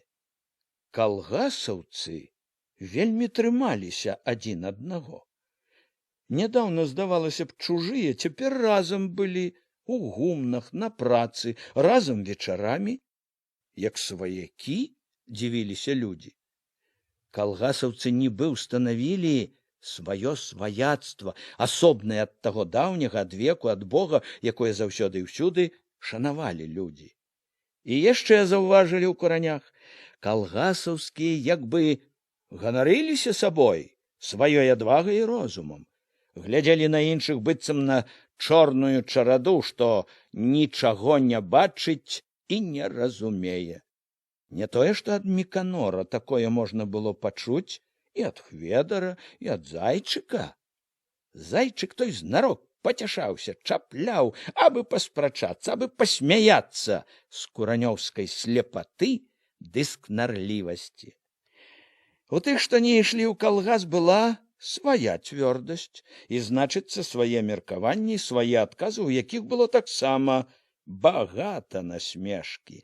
Так што Зайчыку давалі бой, і бой гэты Зайчыку няпроста было выйграць. Можна сказаць, што бой гэты ніколі і не канчаўся чыёй-небудзь перамогай. І адны, і другія байцы разыходзіліся, не паддаўшыся, са сваёй цвёрдасцю. Яму гэтаму бою, можна сказаць, не было канца. Міканорава хата была ў гэтым змаганні як нейкая управа, ад якой багата залежыць, чым скончыцца цяперашняя, найважнейшая ў гісторыі куранёў спрэчка. Усе ў куранях з хваляваннем глядзелі на вокны, што чырвоніліся адным трывогаю, пагрозаю, другім надзеяю, добрай зычлівасцю. Усе выведвалі, што там робіцца ў гэтай неспакойнай хаце, што там чакаюць, што рыхтуюць. У Міканораву хату найперш прыходзілі важныя для калгаса, а значыць, так ці інакш для ўсіх куранёў навіны. Навіны гэтыя прыходзілі звычайна з Міканорам, які, распрохшы на коневым двары коня, стомлены, запылены, уваходзіў у хату, дзе акрамя маткі ды бацькі сустракаў звычайна і нямала сваёй новай сям'і. Гэта ён, сёрбаючы борщ пад маркотным назіркам да меціхі, далажыў, што малатарні, на якую спадзяваліся, не дадуць, і трэба не сакрэт спадзявацца пакуль на сваё, на цапы. Сюды адразу прывёз ён, давольны з гонарам, 3 мяхі адборнага сартавога насення, жыта і ячменю, якое прывезлі ў Юравічы аж з-пад Гомеля, са спецыяльнага саўгаса. Міканор дазволіў развязаць мяхі, паглядзець, якое яно, гэтае насенне, што нібы таіла ў сабе заваблівы цуд будучага лета. Сярод клопатаў, якімі жылі тыя, што збіраліся ў Міканоравай хаце, найбольшы быў пра зямлю, пра вялікі перадзел, які штовечара ўспаміналі, штовечара абмяркоўвалі. Перадзелу гэтага чакалі асабліва, у размовах нязменна быў неспакой пра тое, каб чаго добрага не запазніліся з ім, самая пара араць падазімая. Аднойчы загаварылі, што некаторыя, хоць ведаюць, што можа быць перадзел, збіраюцца араць свае палосы. Хочуць араць свае палосы і каля цагельні. Кажуць, што ніякага перадзелу не будзе, што ўсё гэта выдумка тых, каму няма чаго рабіць, хто хоча нажыцца з чужога дабра.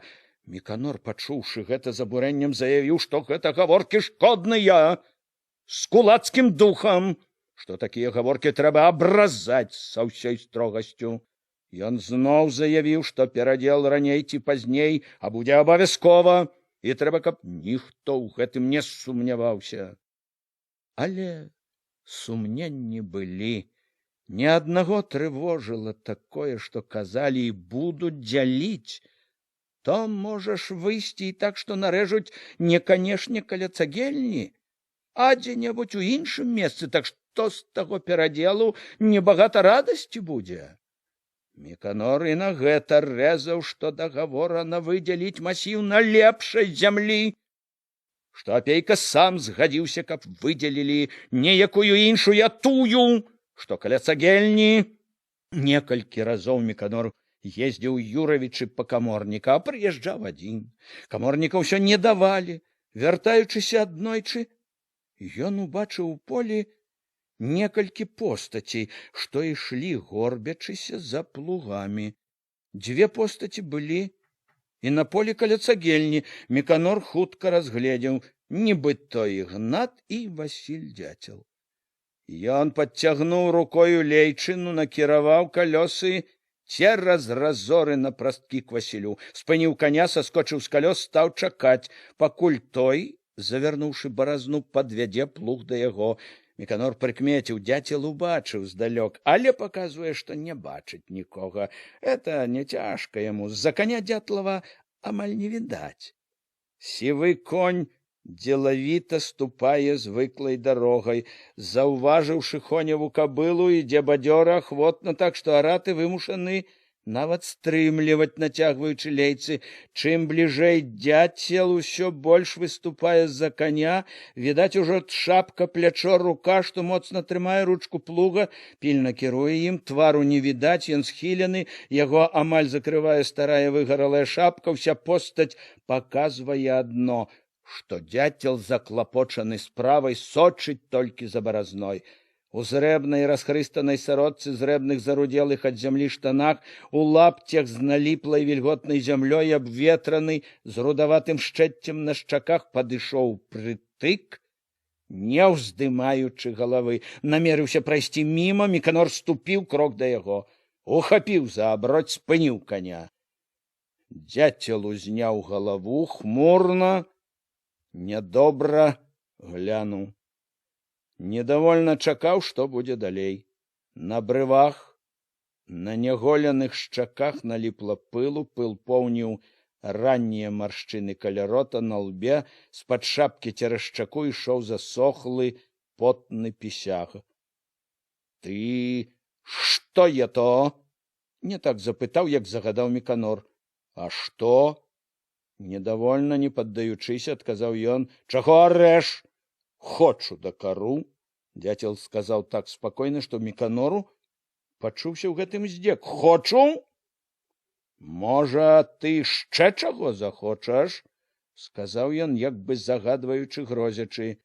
Ад бяссільнасці, ад таго, што Дзяцел не хоча лічыцца з яго правам, брала злосць. Дзяцел, як бы паказваючы, што яму ні на што гэтая гаворка, тузануў лейцамі, хацеў ісці далей. Міканор стрымаў каня. Не выпускаючы аброці, строга сказаў, цябе папярэджувалі? Это зямля пад калгас. Дзяцел непрыхільна павёў вачыма наперад. Міканор нібы ўбачыў яго позірку. От прыперла ж чорта не ў час. Гаварылі, прамовіў ён, не тоячы прыкрасці, што трэба бавіцца дурной гаворкай, дадаў спакойна. Мала хто што скажа. Цябе папярэджувалі, не сакрэт, ад імя ўлады. Дзяцел зноў павёў вачыма. Ад прыліп, па-ранейшаму не таіў, што ўся гэта гаворка нудзіць яго. Ты яшчэ не ўся ўлада. У тым, як Васіль гаварыў, была непрыступная ўпэўненасць, якая проста збівала Міканора. Не ўсё і табе можна. Яшчэ закон. Закон такі. Лепшую зямлю калгасу. Это твой такі закон. Нібы выкрываў. Судзіў Дзяцел. Судзіў спакойна, упэўнена. Які ты выдумаў, чтоб табе выгадно было, чтоб заставить других у калгас твой пайсці? Думаешь, усё табе позволено? Это разговорчики, не секрет, с кулацким духом. Міканор сказаў гэтыя словы з усёй сур'ёзнасцю, якой яны варты былі. За такія разгаворчыкі не сакрэт, можа не паздаровіцца. Што ты пужаеш? Прамовіў дзяцел, ледзь стрымліваючыся з нецярплівасцю, з упартасцю. Свайго уже не ары, сваім уже не распараджайся.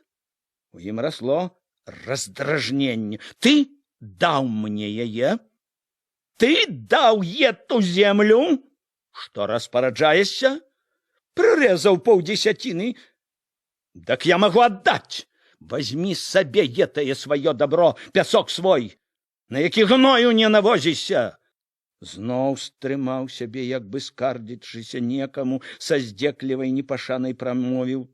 Кажны прыходзіць, кажны камандуе, каму ахвота, кажны власць над табой. Даючы знак, што гаворка скончана, зноў ужо рашуча тузануў лейцамі. Міканор пачуў, што спрачацца далей няма толку. Злуючыся на сваю бяссільнасць перад упартасцю гэтага зацятага дятла, пагразіўся. Я папярэджую цябе, што потым не жалуваўся, што рабіў дарэмно. Ён пусціў каня, цвёрдым крокам пайшоў да калёс. Нелагодна шмаргануў лейцамі, калёсы ападалі коламі ў разорах, хісталіся, ўціскаліся ў пожню. Ён не заўважаў нічога, у ім жыло шчымела. Кажны камандуе, каму ахвота. Ты ще не ўлада, закону не маеш, думаў помсліва, люта. Я пакажу табе, кажны, я ці кажны, я не кажны. О, раб, які ці уладай пастаўлены за сяло адказваць. Няма ў мяне закону, ці є закон? Дзержыцца ще як, а? Як і праўда, закону на яго няма. Горы глушака старога, той хоць прамаўчыць, а я ты адкрыто не прызнае нічога. Што ж, падажджы, пабачыш. Пакажам, є ці няма на цябе ўлады. Раніцай яшчэ праз дрымоту пачуў матчынае, сказала бацьку: Васіль сеяць збіраецца. Хутка ўстаў, адзеўся, выйшаў на ганак. На дзятлавых двары запражаныя калёсы, на калёсах два мяшкі. Трапілася акурат дзяцел, вынес коробку сявеньку. Спяшаўся, адразу заўважыў Міканора, недовольна адвёў вочы, кнуў сявеньку ў перадок. Міканор сышоў з ганка, стаў каля плота. Куды я то? Дзяцел нядобра зіркнуў з-пад ілба, прамаўчаў. Паказваў, што папраўляе мяшок. Сеяць? Зноў прамаўчаў. Нецярпліва зіркнуў на хату, чакаў кагосьці. Глядзі, папярэджую, прападзе. Паспрабаваў падступіцца па-добраму. Слухай ты, ейбо, возьміся за галаву, кінь ето, ідзі к нам. Будзе табе зямля, ўсё будзе. Чаго ты прычапіўся? Сказаў дзяцел. Дыхнуць не дае. Дыхай колькі хочаш. Толькі не сакрэт знай. І мы дыхаць хочам, ясно? Ето за цябе трудно ўсім. Дзяцел кінуў недовольны позірк на хату і рашуча пайшоў да яе. Доўга не паяўляўся, калі Міканор зноў выйшаў на ганак, двор быў пусты. Калёс не было. Увечар Міканор даведаўся, дзяцел пасеяў. Ну што ж, няхай не крыўдзіцца, падумаў з пагрозай, хочучы помсціць. Вечарамі ў Міканоравай хаце часта меркавалі, як абжывацца, дзе што трэба будаваць. Калі размова пачыналася пра гэта, то было прыкметна, людзі жвавелі, гаварылі гарачэй, перабівалі адзін аднаго. Амаль заўсёды такая размова пераходзіла ў спрэчку. А гаварыць і спрачацца было пра што. якія прылады і машыны дабівацца, якія ідзе ставіць канюшню, кароўнік, свіран. Чуліся такія думкі, што трэба лазню, канешне, і школу, і яслі для дзяцей. І хоць ведалі ўсе, што ўсё трэба, спрачаліся, што найперш, з чым пачакаць пакуль. Раілі, як гэта разумна зрабіць, з чаго пачынаць, куды падацца, каб памаглі. Часта выгаворвалі сваё набалелае. Як пагана без школы, без ясля. Можна было заўважыць, што спрачацца пра гэта людзі не прывыклі. Многія, асабліва жанкі, гаварылі нясмела, няёмка, як бы прасілі загадзя прабачыць. Былі такія, што слухалі з недавер'ем і раз-пораз устаўлялі разважныя, не вельмі бадзёрыя рэплікі. Лёгка казаць усё. Але большасць хваляваліся і верылі, што мяркуюць недарэмна. Асабліва горача гаварыў Міканор. Яго проста абурала, што нехта можа думаць, нібы ўсе іх намеры пустая фантазія. Ён ні на момант не сумняваўся, што ўсё будзе зроблена. Ён так маляваў, якія будуць курані праз 5 гадоў, што ні в аднаго дух займала. Ён нібы бачыў ужо іх сваімі вачыма, з шырокім калгасным дваром, з фермамі, дзе адны пародзістыя каровы, з трактарамі, што аруць і жнуць і малоцяць усё, з ветранымі рухавікамі, якія даюць электрычнасць у фермы, у хаты, што забудуць не толькі лучыну, а і газу. Ён нібы вёў па непазнавальнай куранёўскай вуліцы, на якой не тое, што не грузнуць па калені, а і ног не пэцкаюць, бо ўся яна забрукавана, а паўз платы пакладзены тратуары. І гэта пры тым, што людзі ходзяць не ў лапцях ці босыя, а не сакрэт, як у горадзе, у ботах і чаравіках. Хораша было з Міканорам у гэтых куранях. І калі хто-небудзь падаваў зноў слова недавер'я, дык большасць брала злосць. Такія заглядкі наперад у другіх найбольш гарадскіх людзей называліся марамі. У куранях слова такога не ведалі. Няпростае, нібы панскае было яно. Стагоддзямі было яно ні на што у куранёўскіх хатах. Як думка пра белую булку таму, у каго няма чэрствай чорнай скарынкі. Не жыло гэтае слова і цяпер у Міканоравай хаце. Тыя спрэчкі, якія вяліся пад ціхае хліпанне Міканоравай лямпы, называліся па-новаму «строіць планы». Слова гэтае, ахвотна і хвалююча, абжывалася ў старой люднай хаце.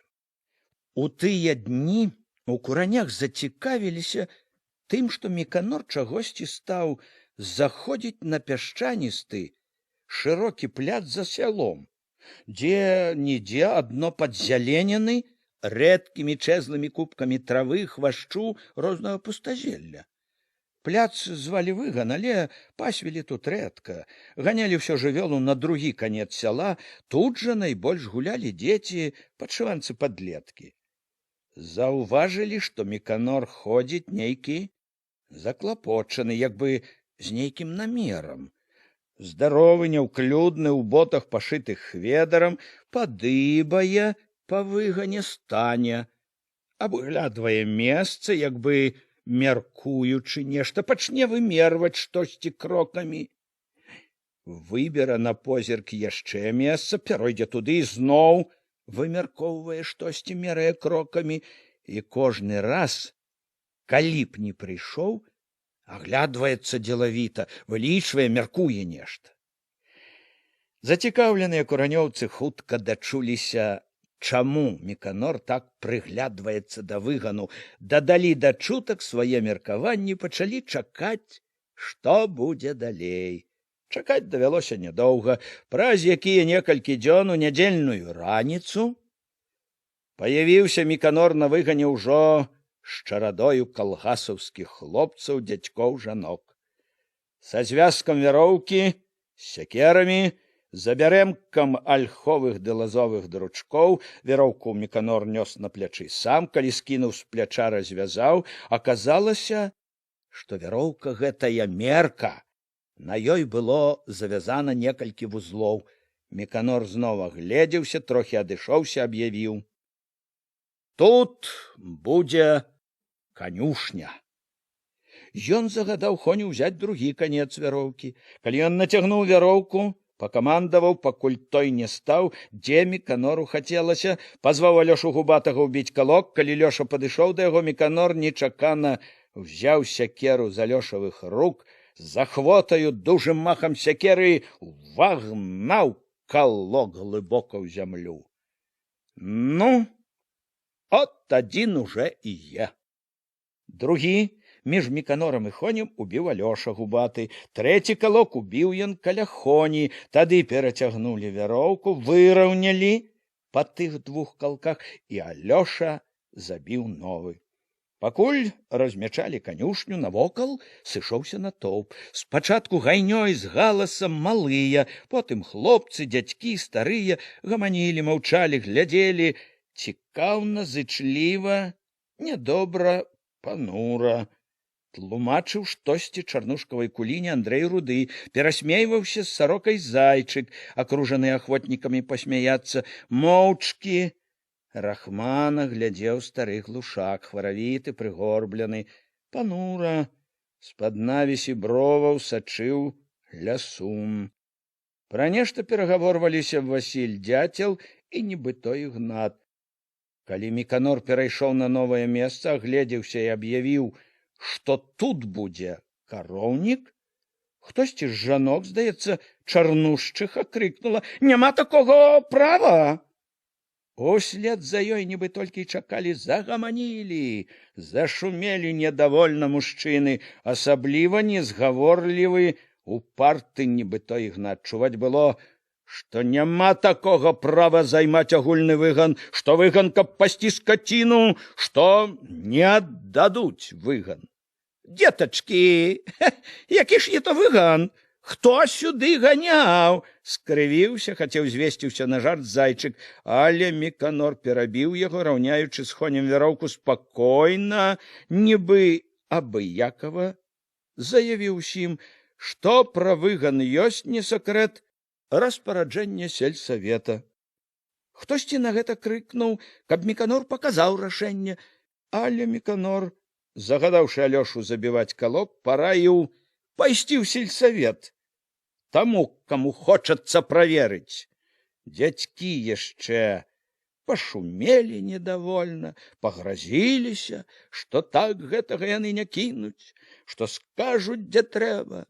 Але ад таго, што Міканор нават быццам і не слухаў іх, не тое, што не спрачаўся, патрохі аціхлі. Неўзабаве многія разышліся, засталіся найбольш дзеці ды хлопцы з дзяўчатамі, што падгаворвалі Алёшу прыйсці пайграць.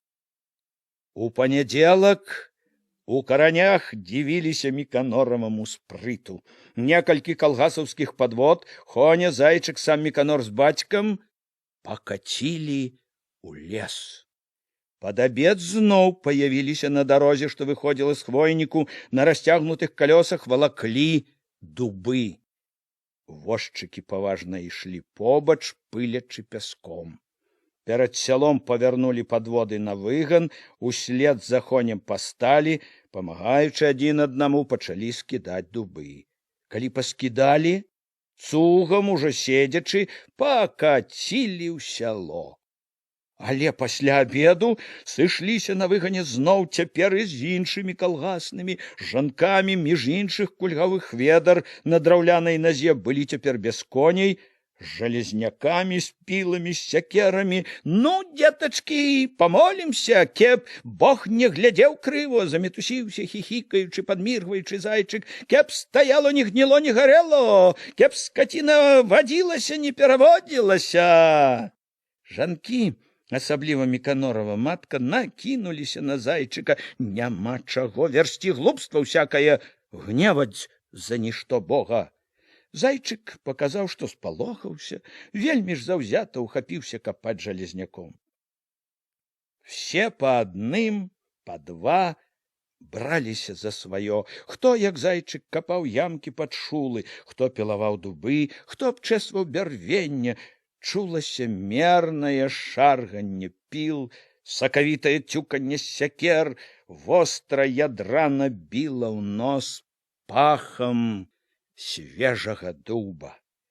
Хведар кульгавы, адчапіўшы драўляную нагу, сядзеў на бервяне, як на кані, памахваў сякераю так, быццам хваліўся спрытам і ўмельствам. Без ногі калека ён усюды, дзе мог, паказваў, што не горш за іншых, з любым паспрачацца можа. І праўда, дзе, а ў спрыце да працы, ва ўмельстве Хведара мала хто мог перагнаць. І шавец, і пчаляр, і цясляр, да ўсяго. Хведар здатны на дзіва. Недарэмна і тут Хведару даручылі не абы якую справу. Часаць шулы, дзяўбаць пазы па абодва бакі шулаў. Шулы — аснова сцен, шулы злучаць бярвенні. Завостраныя канцы бярвення ўчэпяцца ў пазы шулаў, бярвенні лягуць адно на адно сцяною. Важная рэч — шулы. Хведар гэта ведае, і ўсе бачылі, што Хведар ведае. Тут на будоўлі усімі больш распараджаўся Міканораў бацька, які ва ўсім раіўся з грыбком. Дамецік і грыбок паказвалі, якія ямы капаць, як глыбока, якой даўжыні рабіць шулы, дзе абчэсваць, а дзе стругаць толькі. Міканор сам у расхрыстанай сарочцы, без шапкі, з наліплымі на лоб потнымі белымі валасамі, уядаўся жалезняком зямлю, даставаў, кідаў на горку вільготную гліну. Ён жа ўдваіх зайчыкам пад наглядам Дамеціка і грыбка закопваў першае шула пад будучую канюшню. Заўзята, нават люта ўтоптваў ботамі свежую зямлю вакол шула. «Будзе стаяць, покуль не сагніе», — сказаў весела зайчык. «Доўго пастаіць», — адгукнуўся Дамецік. «Дуб — дзерава жывучае, жывучае», — падтрымаў яго грыбок. Да вечара ўкапалі 3 шулы, абтапталі пры іх зямлю, у поцемку паклалі нават 2 падваліны, мужчыны трохі пасядзелі на іх, пакурылі. Толькі тут заўважылі, як нарабіліся за дзень. Нылі спіны, балелі рукі, пальцы непаслухмяна, важка скручвалі цыгаркі. «Замучыў ты, братка, ўсіх», — папракнуў Міканора зайчык. «Як так будзе, то духу ненадоўга хваціць. Я то з непрывычкі прывыкнем, а не гадкі будзе», — пажартаваў, заступіўся за Міканора Хведар. «Шчэ дзень, а там будзе лягчэй», — сказаў Міканор. «Возьмемся старое раскідаць». Ён зацягнуўся. «Возьмем старое, чтоб памагло новаму». На другі дзень зноў ездзілі ў лес, прывезлі дубоў. Хведар, Дамецік, грыбок у лесе не былі. Зранку цюкалі на выгане, рыхтавалі шулы. Пасля абеду на выгане сышліся ўсе. Да потемку ставілі шулы, часалі, лажылі падваліны. Калі курылі, седзячы на падвалінах, Міканор сказаў Алёшу і Хоню, каб прыйшлі заўтра да яго гумна з сякерамі, рабіць лёгкую работу. Навіны ў куранях хутка разбягаюцца ад хаты да хаты. Раніцай усё сяло гаманіла, што Міканор будзе раскідаць сваё гумно. Каля платоў, каля калодзежаў, на дварах перадавалі адзін аднаму, меркавалі, судзілі, кожны на свой лад. Ні аднаго дзівіла ўражвала, не адумаўся. Не баіцца нішчыць сваёй рукой. Ні адзін нядобра круціў галавою, вызначаў, зусім здурнеў, стараючыся за сваю дурную выдумку. Неабыяк хваляваліся і многія калгасаўскія. Тое, што Міканор збіраўся бурыць не чыё-небудзь, а сваё гумно, не давала супакаення. Все разумелі, што вельмі хутка за гэтым і ім трэба будзе адважвацца на такую страту. Міканор і пачаў з сябе, разумелі, пэўна, таму, каб паказаць прыклад, як трэба ахвяраваць сваім дабром. Як толькі Міканор спусціў ногі з палацяў, салодка са сну пацягнуўся, адразу пачуў на сабе пільна трывожны позірк маці. Папраўляючы штосьці ў печы, яна павяла вачыма ў яго бок, толькі момант, яшчэ санлівы, бачыў Міканор яе позірк, але і гэтага было даволі, каб зразумець, пра што яна трывожыцца. З той хвіліны ці абуваўся, ці мыўся, Міканор ледзь не ўвесь час заўважаў яе насцярожаную ўвагу, чакаў, што яна загаворыць. Яна маўчала, можа, ад таго, што не ведала, як пачаць. Міканор знарок не паказваў, што заўважае яе позіркі, што гатовы слухаць. Калі падала снедаць, села насупраць, склала рукі на грудях, глядзела, як ён есць, і, як раней, маўчала. Ён чакаў, зараз загаворыць. «Так я то сягоння», — выдыхнула нарэшце. «Сягоння». Міканор знарок не зірнуў на яе, спакойна еў аладкі з салам, паказваў, няма чаго ўжо гаварыць пра гэта. Не перадумаў? Думалі ўжо. Думалі. Хвіліну вагалася. Столькі спрачалася за гэтыя гады, ведала, як ён слухаецца, ўсё ж не вытрывала, папракнула. «Е то, канешне, бурыць. Толку з яго старого, калі раскідаць, як іно струхлела ўсё». Яна апошнім часам, пярэчачы, амаль заўсёды гаварыла так, быццам клапацілася больш пра Міканора, пра яго ж выгаду. Як ставіць уже, то са ўсяго новаго, чтоб пастаяла доўго. Падзержыцца шчэ і гэтае, мамо. «Нас з табою перажыве, не бойся», — падтрымаў Міканора бацька, ідучы да стала. Матка ўстала, дала яму месца, прынесла яшчэ аладак, папракнула. «Ты б, стары, памаўчаў, калі ўжо разумнага сказаць не можаш», — запярэчыла Міканору. «Падзержыцца. Я то, здаецца, толькі сагніло ўсё з сярэдзіны, толькі на пагляд дзерава як дзерава, а так гнілое ўсё». Асцярожна, лагодна села побач. «Да і ці тут не трэба яно калгасу? Ці калгасу уже і гумнаў не трэба?» «Гаварылі ж уже», — сказаў бацька. «Ахвота дурыць хлопцу голову попусту». «Я разумная яму раю», — стрымалася матка. «Не, канешне, бурыць усё, што складзена. Дай пад'есці хлопцу», — строга папрасіў бацька. Яна прамаўчала, тоячы крыўду на бацьку. Падышла да печы па-мужчынску рослая, зірнула ўсярэдзіну, взяла качаргу, падгарнула вугаль, великаваты, амаль бязбровы твар яе няроўна, хістка чырвонела полымя. «Не чапай, Міканорко!» Папрасіла, калі Міканор выцер губы далоняю, устаў з-за стала. «Лесу багато!» Ён распрастаў плечы. Добра пад'еў, чуў у плячах, у нагах, ва ўсім целе непатрачаную, радасную дужасць. «Яго, мамо, і трэба багато», — сказаў паблажліва, сыта.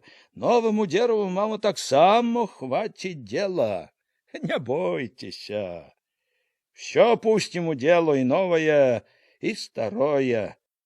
Раптам загаварыў дзелавіта, сур'ёзна, нібы тлумачу. «Мамо, Нам трэба хутка зрабіць, і часу, і рук лішніх няма, не разгонішся, а тут дерева гатовае совсім. Зразу складывать можна, ясно?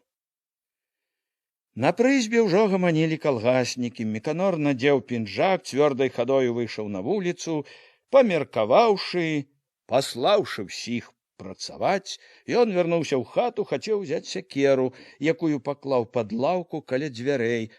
Сякеры не было, ён здагадаўся, узяў бацька. Зноў заўважыў, што матка сочыць, як бы чакае чагосьці, не азірнуўся, выйшаў з хаты.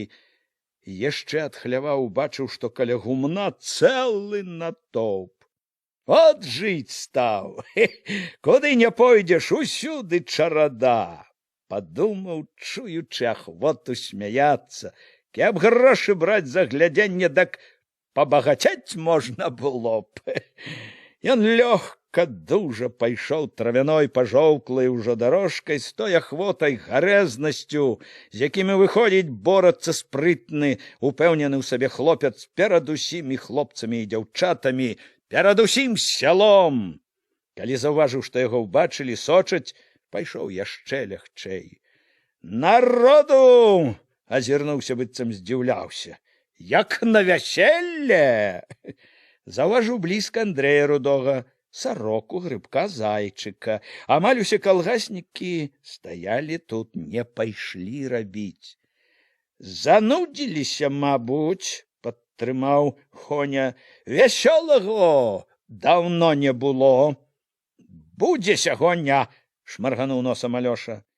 Ну, дак што ж, калі ўжо такая ахвота, пакажам, можа. Міканор павёў вачыма на Хоню, на Алёшу, на зайчыка. А можна і паказаць, зарагатаў Хоня, мы не ганарлівыя. Міканор вынес з гумна загадзя падрыхтаваную лесвіцу, прыставіў да страхі на самы рог гумна. Праверыў, ці добра стаіць, разуўся, аддаў боты бацьку, ступіў нецярпліва на папярэчыну. Хоня і Алёша самі ўзяліся падтрымліваць лесвіцу. З верхняй папярэчыны ўхапіўся пальцамі за жмут парослай зялёнымі струпамі моху страхі, чарнелая, патлелая зверху салома крышылася. Ён стараўся ўшыць пальцы глыбей, чапляючыся рукамі, уцінаючы пальцы ног у салому, намагаючыся не асклізвацца, амаль на карачках, спрытна пабег угару. Ён бег па зломе страхі, па самым хібе, каб не так крута было, бег нечаканай, згаданай, хлапечай праворнасцю. Увесь час радасна помніў, знізу глядзяць людзі. Не думаў ніколі, што так спатрэбіцца даўняя навука лазіць па стрэхах. У момант дапаў да самага верху, стрымліваючы частае дыханне, стаў. Стоячы на ўколенцах, на самым вільчыку выпрастаўся. Усярэдзіне штосьці радасна і жудасна задрыжала. Знаёмае, забытае. «Мо, перадумаў!» — крыкнула знізу нейкая жанчына. Здаецца, сарока. «Лезь уніз!» — пазваў хтосьці з мужчын. Другі падхапіў. «Пакуль не позно!» Ён зварухнуўся, зірнуў уніз. Адтуль глядзелі, чакалі. Падумаў з хлапечай гарэзнасцю. «Глядзіце! Прывыкайце! Яшчэ не раз глядзець трэба будзе. Сцеражыцеся!» Міканор адвязаў і рвануў сівую бярозавую паплеціну. Яна не адразу паддалася, нібы ўрасла ў страху. Ён ірвануў мацней, адарваў, стараючыся не траціць раўнавагі, учапіўся другой рукой у страху, што сілы штурхнуў. Паплеціна непаслухмяна хіснулася і пераламалася каля самай Міканоравай рукі. Перавярнулася разы два, пасунулася наўскася трохі і лягла над краем страхі. Унізе засмяяліся. «Аге! Не хоча!» Міканор скінуў другую паплеціну, ухапіў яшчэ адну, але тая была старэй, чарнела зусім, трэснула. Ледзь Міканор паспрабаваў адарваць ад моху. Міканор кінуў уніз толькі канец яе. Адарваўшы паплеціны, Міканор рашуча скубянуў чуб абадранай ветрам, пасечанай дажджом саломы на самым версе. Зверху чорная, крохкая, яна ўнізе была бура-рудая, тхнула даўнім пылам, тлеласцю. Дажджы прыбілі яе, спрасавалі, яна аддзіралася неахвотна, непадатна. Міканор скубаў яе жменя за жменяю, люта шпурляў у бок, частка яе ляцела ўніз, частка застравала на страсе, асобныя пасмы з радасцю хапаў, нёс вецер. Чым больш скуп Міканор, тым быццам больш злосна кідаў салому. Хутка з рудога саламянага плеху вылез жаўтлявы гус. Пачаў расці, зрабіўся верхам крокваў, паказаліся першыя верхнія жэрдкі, гумно нібы ашчэрылася зубамі. Не кідай так, звязуй! Пачуў Міканор бацькава. Здагадаўся, бацька раіць звязваць салому, каб скарыстаць потым, крыючы канюшню. Міканор пачаў звязваць, салома была такая тлелая, што ламалася, крышылася, ледзь паспрабаваў скруціць перавясла. З яе ўжо і гною добрага не будзе, засмяяўся Хоня, беручыся памагаць Міканору. Міканор кінуў нязвязаны сноп, крыкнуў бацьку: «Аджыла ўжо ваша салома, тато!» З гэтага часу на страсе завіхаліся ўжо ўтраіх: Хоня, Міканор і Алёша. Салому цяпер скідвалі проста на ток, рабіць было лёгка і зручна, усе трое як бы хваліліся спрытам адзін перад адным. Замшэлая, у зялёных струпах страха ў вачавіткі ніжэла, выпускала і выпускала жоўтыя апыленыя кроквы, абчэпленыя павуцінаю жэрдкі. Круціліся блізка, скакалі па жэрдках, лямантавалі вераб'і, бедавалі пра разбураныя гнёзды. І адно, і другое даводзілася бурыць. Шэрыя, рупліва склееныя ластаўчыныя хаткі. Не толькі Алёша вельмі чулы да птаства, да ўсяго кволага, а і Хоня прыпыняўся, натрапіўшы на такую дамоўку. Адзін Міканор гнаў сваё цвёрда. Папракнуў нават: «Вайна без ахвяр не бывае!» Унізе амаль увесь час тоўпіліся. Адны сыходзілі, паглядзеўшы, другія падыходзілі. Нядобра, злосна зіркаў, нібыто Ігнат, сышоў, не гледзячы ні на кого. Бедавала Куліна Чарнушкава: «Трэба ж так узяцца нішчыць сваё! Да чаго дайшлі некаторыя!» Чарнушка паявіўся пазней, спакойна пакурыў з дамецікам, зазначыў па-прыяцельску: «Шкадаваць няма чаго, дабро такое!» Збочыў з дарогі, ідучы кудысьці, стары корч, горбячыся, глядзеў, як завіхаюцца ўгары. Калі ціха, як на пахаванні, падышла да Меціха, разважна супакоіў: «Всякаму свая чарга. Быў тут, дыміў люлькаю, кашляў сусед Дзяніс. Малады Васіль не паявіўся, здалёк зірнуў і адвярнуўся, падаўся сваёй дарогай. Па-рознаму глядзелі і іншыя, што збіраліся каля гумна.